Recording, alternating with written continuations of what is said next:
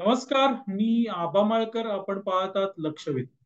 मंडळी, एक राष्ट्रवादी काँग्रेस शरद पवार गटातला मोठा नेता लवकरच राष्ट्रवादी काँग्रेस सोडणार आहे अशी चर्चा आहे. आता हा नेता कोण अशी शक्कल लढवली जाते. या नेत्यामध्ये नेमकं कोण असू शकतं?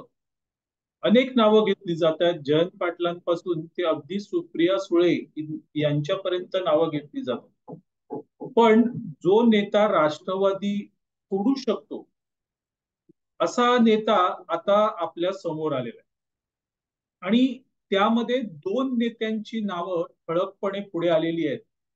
त्यातलं पहिलं नाव आहे ते अर्थातच जितेंद्र आव्हाड यांचं.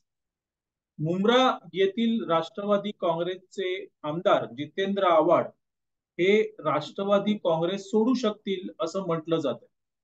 आणि त्याला कारण काय आहे? तर अनेक कारण आहेत. पहिलं कारण असं आहे मित्रांनो, जे आताच आपल्या पुढे आलेलं आहे ते म्हणजे याच जितेंद्र आव्हाडांनी काल प्रभू श्रीरामांबद्दल टीका केली. प्रभू श्रीराम हे मांसाहारी होते असं खळबळजनक वक्तव्य या जितेंद्र आव्हाड यांनी केलं. आणि त्यानंतर एकच गदारोळ झाला. विरोधकांनी तर जितेंद्र आव्हाड यांना चांगलंच लाथाडलं. पण त्याही पेक्षा राष्ट्रवादी काँग्रेसमध्ये असलेले आणि पवारांच्या कुटुंबातले आमदार रोहित पवार यांनी देखील जितेंद्र आव्हाड यांच्यावर टीका केली. देव आणि धर्म हा प्रत्येकाचा वैयक्तिक विषय आहे. याबद्दल प्रत्येकाची श्रद्धा असल्याने त्याचं कुणीही राजकारण करू नये, त्या विषयात बोलून वाद ओढवून घेऊ नये असं रोहित पवार म्हणाले. रोहित पवार हे सध्या परदेशी दौऱ्यावर आहेत आणि त्यामुळे शिर्डी येथील राष्ट्रवादी काँग्रेस पवार गटाच्या अधिवेशनालाही ते उपस्थित राहिलेले नाही.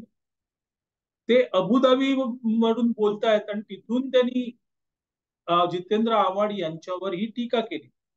आणि अशा प्रकारे रोहित पवार यांनी जितेंद्र आव्हाड यांच्यावर टीका केल्यावर जितेंद्र आव्हाड भडकले आणि त्यांनी रोहित पवार यांना खरी खोटी सुनावली. मी रोहित पवार यांच्या बोलण्याकडे लक्ष देत नाही असं जितेंद्र आव्हाड म्हणाले. इतकंच नाही तर रोहित पवार हे अजून लहान आहेत. त्यांची ही पहिलीच टर्म आहे आणि अबुधाबीवरून बोलू नये असंही जितेंद्र आव्हाड म्हणाले. त्यांच्याविषयी मला काही बोलायचं नाही असंही जितेंद्र आव्हाड म्हणाले. आता एक गोष्ट लक्षात घेतली पाहिजे मित्रांनो, जितेंद्र आव्हाड यांच्यावर टीका केली आहे रोहित पवारांनी. रोहित पवार हे अर्थातच शरद पवार यांचे नातू आहेत आणि पवार कुटुंबातले आहेत. पवार कुटुंबातलं कोणी बोललं की त्याच्या विरोधात बोलायचं नसतं, हा पवार गटाचा अलिखित नियम आहे. सुप्रिया सुळे असतील, शरद पवार असतील आणि आता रोहित पवार असतील, हे जर काही बोलले तर ते गपचूप ऐकून घ्यायचं. त्याच्या विरोधात काही बोलायचं नाही, हा अलिखित नियम आहे. आणि तो शरद पवारांचे मानसपुत्र म्हणवणाऱ्या जितेंद्र आव्हाडांना माहीत नाही का, हा प्रश्न आहे. निश्चितच माहीत असणार, पण तरीही जितेंद्र आव्हाड यांनी ते धाडस केलं आणि ते धाडस करून त्यांनी रोहित पवार यांना खरी खोटी सुनावली. आता जितेंद्र आव्हाड हे धाडस कधी करू शकतात? तर जितेंद्र आव्हाड हे धाडस तेव्हाच करू शकतात जेव्हा त्यांना हे माहिती असतं की आता आपल्याला शरद पवार गटामध्ये किंवा राष्ट्रवादी काँग्रेसमध्ये फार दिवस राहायचं नाहीये. आपल्याला इथून बाहेर पडायचं आहे, तेव्हाच ते अशा प्रकारची टीका करू शकतात. ज्याला कर नाही त्याला डर कशाला? रहना ही नहीं है इधर तो डरने की क्या बात है, अशा अवस्थेत जितेंद्र आव्हाड यांनी ही टीका केलेली असू शकते. मंडळी, मागच्या काही महिन्यांपासून जितेंद्र आव्हाड यांची उबाटाशी जवळीक वाढते. याच मुंब्रा म्हणजे जितेंद्र आव्हाड यांचा मतदारसंघ मुंब्रामध्ये ज्यावेळेस उबाटाचं कार्यालय किंवा शाखा तोडण्यात आली तेव्हा जितेंद्र आव्हाड पुढे पुढे होते. राष्ट्रवादी काँग्रेसचा इतर कोणीही नेता तिथे नव्हता, पण जितेंद्र आव्हाड मात्र त्यावेळेस उबाटा सोबत तिथे त्या सगळ्या गोंधळात होते. मंडळी, ज्या वेळेस उबाटानी अदानींच्या विरोधात मोर्चा काढला, धारावी च्या कथित नागरिकांना घेऊन, त्यावेळेस जितेंद्र आव्हाड तिथे गेले नाहीत.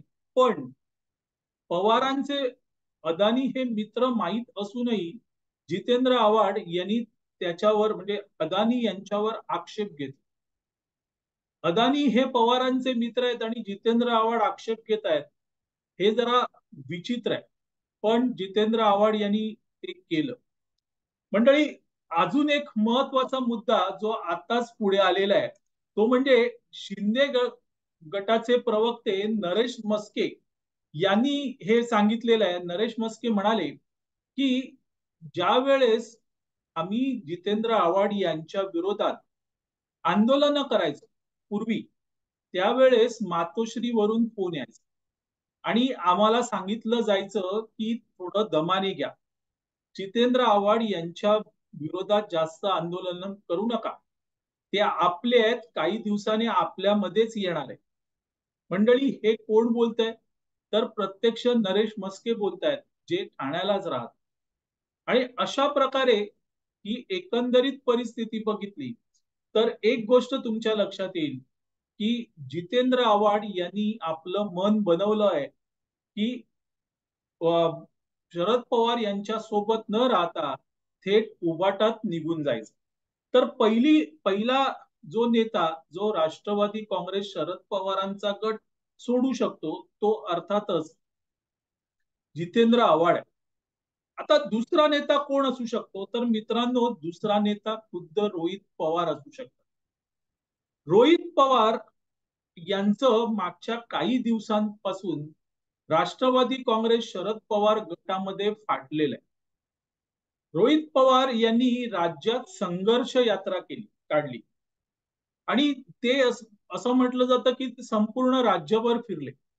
त्यावेळेस मराठा आंदोलन सुरू होतं आणि मराठ्यांनी म्हणजे जरांगे पाटील यांच्या कार्यकर्त्यांनी सगळ्या नेत्यांना गावबंदी केली होती, पण रोहित पवारांना मात्र गावबंदी नव्हती. ते सगळीकडे राज्यात फिरत होते.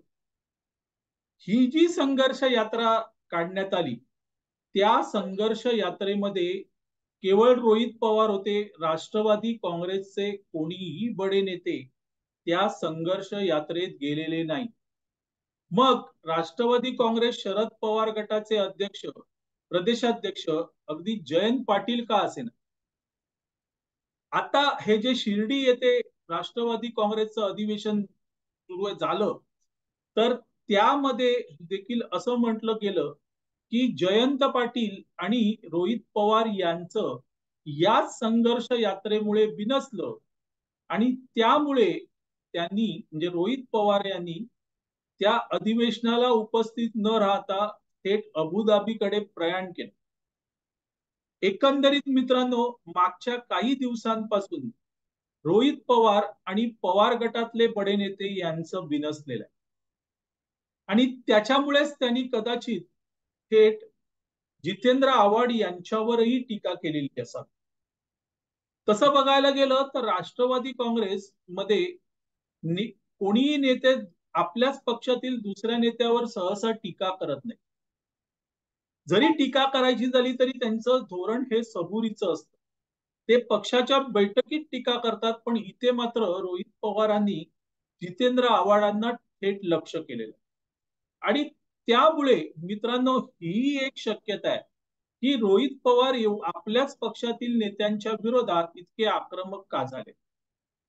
जयंत पाटील यांना रोहित पवारांबद्दल विचारलं की तुमचं आणि त्यांचं भांडण झालं आणि म्हणून रोहित पवार परदेशात निघून गेले का, तर जयंत पाटील यांनी ते सगळं फेटाळलं नेहमीप्रमाणे.